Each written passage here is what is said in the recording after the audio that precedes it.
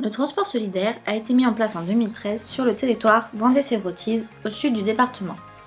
Ce projet, initié par le Centre communal d'action sociale de la petite commune du Mazo, a été développé par le Centre socio-culturel de Benay et le Centre social de Fontenay-le-Comte. À Benay, il existe deux types de transport solidaire, un transport collectif où un chauffeur bénévole prend les personnes à leur domicile pour les conduire au plus près des commerces. Le transport collectif est une initiative qui est venue d'une petite municipalité, la mairie du Mazo, qui organisait depuis plusieurs années, chaque lundi matin, un transport pour accompagner les personnes de sa commune vers la commune de Benay. Et de ce transport solidaire collectif découlent aussi des transports solidaires individuels. C'est-à-dire qu'elles ont ce transport-là pour le lundi matin, mais elles ont aussi la possibilité de bénéficier d'un transport solidaire individuel dans la semaine pour d'autres démarches. Au départ, c'était pour combattre la solitude des personnes plus âgées. Et puis en fait, on l'a étendu à tous.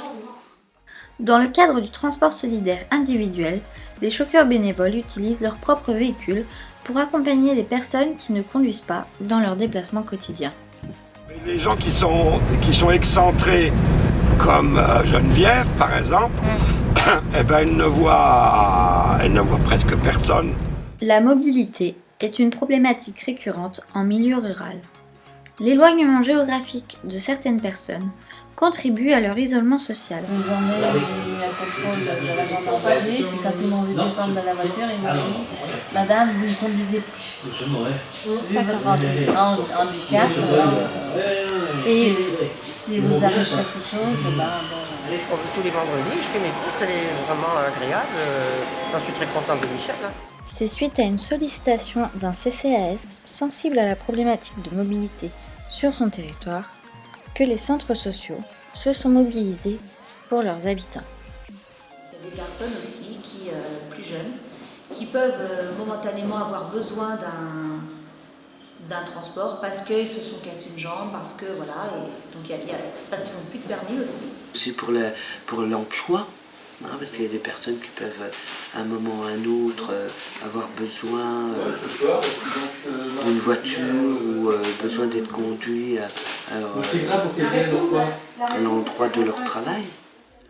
À Benay, les personnes qui ont besoin de se déplacer appellent le référent au centre socioculturel Le Kiosque qui les met en lien avec un chauffeur bénévole pour le transport collectif ou individuel en fonction des besoins.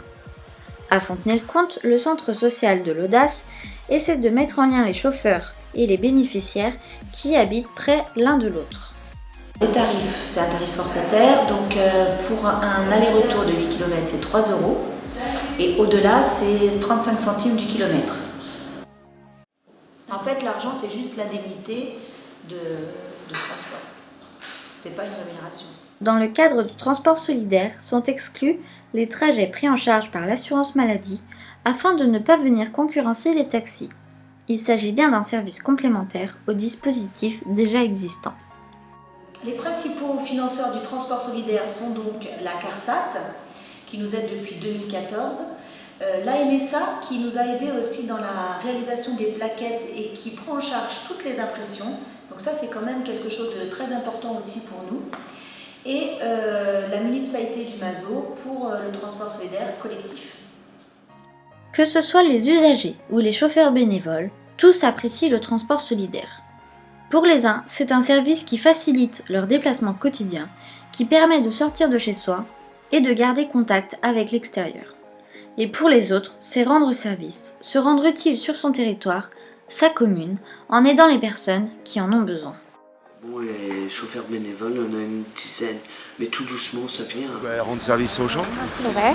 personnes qui n'ont pas de moyens de transport, au moins ça leur permet de se déplacer, d'avoir un moyen pour aller faire leurs courses, voire aller à la pharmacie. Une satisfaction de voir les mamies contentes, de blaguer un petit peu avec, ça fait plaisir. Voilà, c'est se sentir utile. Pour les centres sociaux, le transport solidaire permet d'aller vers des habitants, souvent isolés, susceptibles de participer aux activités de la structure. Porter une attention particulière aux publics fragilisés ou isolés et répondre aux besoins de territoire font partie des missions des centres sociaux.